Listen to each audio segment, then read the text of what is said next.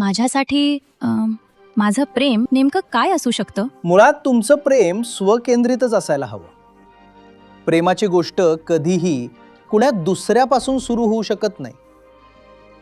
ती सुरुवात तुमच्या स्वतःपासूनच झाली पाहिजे. आणि जेव्हा तुम्ही पुढे येता मदतीसाठी, तेव्हा त्या प्रेमाचं नाव असतं करुणा. तुम्ही ज्या गोष्टीबद्दल बोलत आहात त्याची सुरुवात स्वतःपासूनच झाली पाहिजे. आयुष्यात तुम्हाला खरंच काय हवंय तेच तुम्ही शोधायला हवं. म्हणूनच तुमच्या प्रेमाचा विषय तुमच्या आदराचा अगदी आर्त विषय असायला हवा.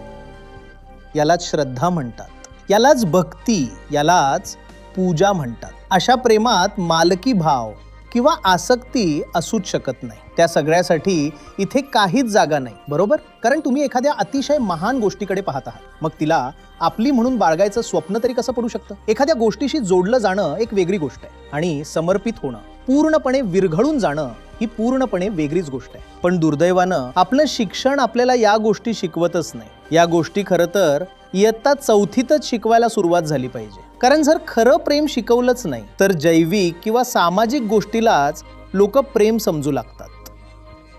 आणि मग येतात चित्रपट, आयसिंग ऑन द केक, गाणी, ती असतातच आपल्याला प्रेम शिकवायला.